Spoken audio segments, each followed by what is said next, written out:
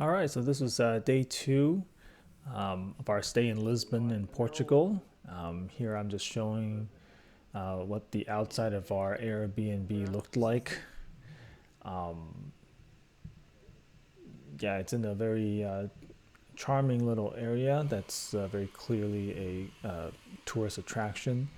Even though the steps leading into the apartment was kind of narrow and ghetto looking, the inside was actually pretty spacious. And that morning, we could hear tour groups walking around outside of our apartment.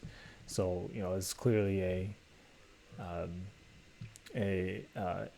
historic district and very frequented by tourists.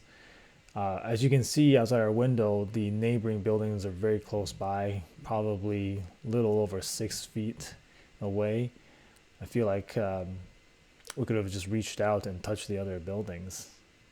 But overall, a pretty spacious apartment given the limited amount of space in much of the district. So after that, we took a little car ride towards the um, river side. We wanted to do some sightseeing in that area. Specifically, we wanted to visit a bakery there called Pastel de Belém. They're known for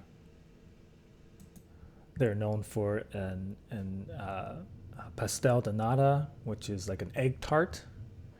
So here we are lining up for it. It was a huge line, and we did a little bit of walking around as well. This is a picture of Central Cultural de Belém.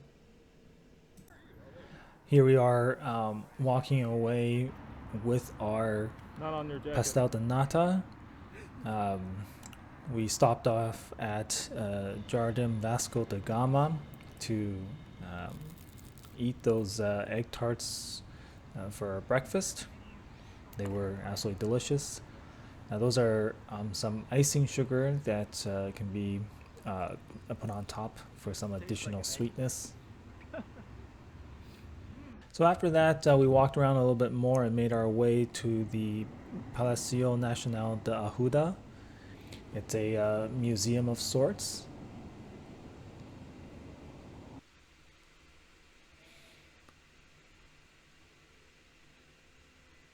As you can see, this dining room is very similar to what you might see from Harry Potter. I believe it was a bit of an inspiration for Harry Potter.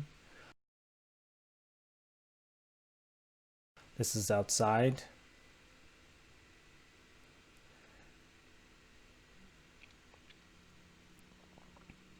And just kind of randomly, outside of this Palacio Nacional da Ajuda, we saw some white peacocks just crossing the street. And yeah, super random. I have no idea why they were there. I don't know if they're just wild peacocks that roam the streets. Huh? I do not know.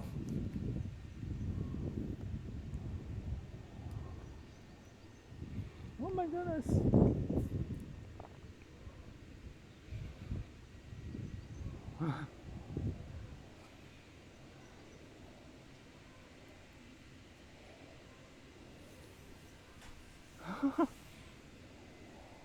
That one's just calling.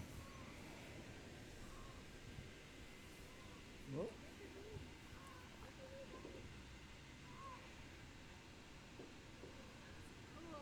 It's so funny. So after that, we walked back towards the riverfront with the intention of visiting the Torre de Belém, but the line was very long and it was already very close to closing. So we took some pictures around the outside, and that was it. Um, and we walked around the riverfront, and eventually we came upon this other building called Padrao dos Descobrimentos, and so we went up that tower instead. It was also very close to closing, but the line was much shorter. But it was still pretty crowded there towards the top, as you'll see in a second. We got a great view of the river, and this was around sunset or golden hour. We kind of planned it that way. We wanted to be on one of the towers around sunset, and so this was perfect.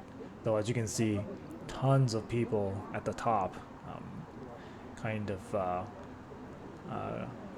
crowded and claustrophobic. But after that, we headed back to sort of the Alfama district to try and get some dinner in. Very saucy. We came to this restaurant called Espumantaria do Petisco, which was full except for a couple of outdoor tables which we took. And even though it was a chilly night, they Oh did yeah. have heating lamps on the outside. There was a bright object next to the moon that night, and it turned out to be Venus. So after that, we went back to Rue de Prata to look for this special a store called Gunjinha Semrival for some cherry liqueur.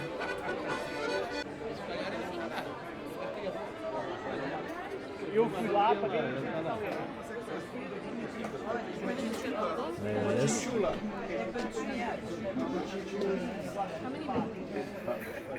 So you got a little taste of that and took in some of the nightlife, just walking around the area, and that about does it. Super tight.